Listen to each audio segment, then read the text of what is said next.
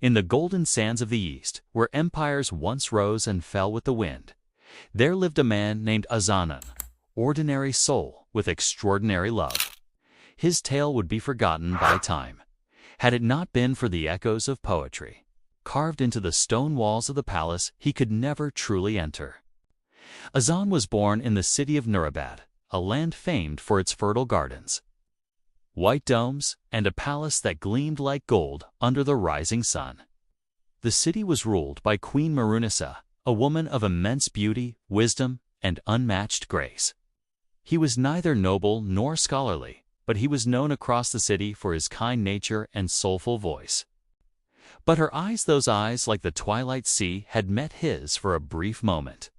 He crafted delicate figurines of the queen, vessels etched with verses of his love, and sculptures of imaginary gardens he wished to walk with her. She found Azan reciting poetry beneath a fig tree. She listened, mesmerized. The love in his voice was genuine, soft, and deep as a hidden stream. These he left at the palace gates, signed only as the eternal flame. It was a clay bird, wings outstretched, carrying a scroll. On the scroll was a poem. In that second, something inside Azan had shifted, and from that day forward he lived for her. He often recited poems under the shade of old banyan trees. But only a few knew that every poem, every verse, every sigh was written for her, the queen he could never touch.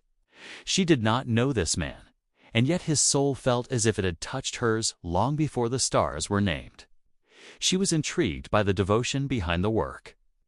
The verses spoke not of lust or desire, but of admiration, loyalty. Azan was a commoner, and no queen could ever wed below her rank. Whispers began to rise in the court. Ministers warned her of danger, that the mysterious sculptor may be a spy, a fool, or worse, a rebel trying to sway the queen's heart, and a kind of sacred love that belonged to the heavens more than the earth. She had inherited the throne at a young age after her father's sudden death, and ruled with a fierce but just heart. Poets called her the Moon of Nurabad. And the people loved her dearly, but none loved her more than Azan. Azan was a potter. He spent his days sculpting clay with delicate fingers, crafting vessels and ornaments that he sold in the marketplace. He was brought before her, humble eyes lowered, his hands dusty from the clay he had shaped that very morning. The queen often wandered there alone in the evenings, her fingers brushing gently against the clay petals, reading the etched poems that no longer bore a name, only love. He had seen her only once. She had passed through the bazaar in a golden chariot, veiled in silk.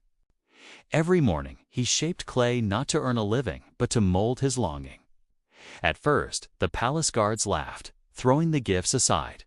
But soon Queen Mehrunisa noticed them. "That is my love eternal, hopeless, but full of light." The queen in mourning ordered that no one touch the garden he built. It would remain as it was until the winds of time eroded it to dust. One evening, under the cover of dusk, the queen sent her maid to the market in disguise. Her heart had known a love so pure, so consuming, that no prince or emperor could compare. There he built, not a temple, but a simple sculpture garden of clay, and fire every statue a chapter of his love, every tile a verse of his soul. But beneath the roots of wild jasmine, fragments of clay still whisper stories to the wind of a potter who loved a queen, not for her crown, but for the soul behind the veil. He spent years shaping it. It became known as the Garden of a Sheik, the lover's garden. Mehrunisa ordered that the next figurine he sent be brought directly to her. "Let my hands create a shrine of love, even if it crumbles with time. I do not seek your throne, nor your riches, nor your name. Let me burn quietly in love's holy flame. Let me remain unseen, unknown, for in your light even a shadow is blessed." For nights after, she could not sleep. Her heart, long buried beneath the weight of duty, stirred. But love, especially royal love, was a prisoner of protocol. So she summoned him. For the first time, Azan stood inside the marble halls of the palace. Queen Mehrunisa asked him one question: "Why do you love me, knowing you can never have me?" He replied, "Because the sun never touches the moon, yet every night it dies in the hope of rising again to see her." She was speechless. A silence filled the hall, heavy and divine. "I will give you one wish," she said softly. Azan bowed and said, "Let me make for you a monument not of gold or marble, but of clay and fire."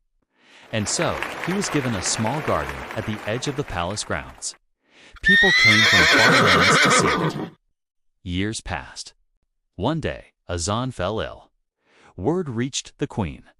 She came to him not as a ruler, but as a woman, in plain clothes, her eyes misty. "Do you regret loving me?" she asked. He smiled, weak but content. "Never, for I have seen heaven not above, but in your eyes." Azan died that night.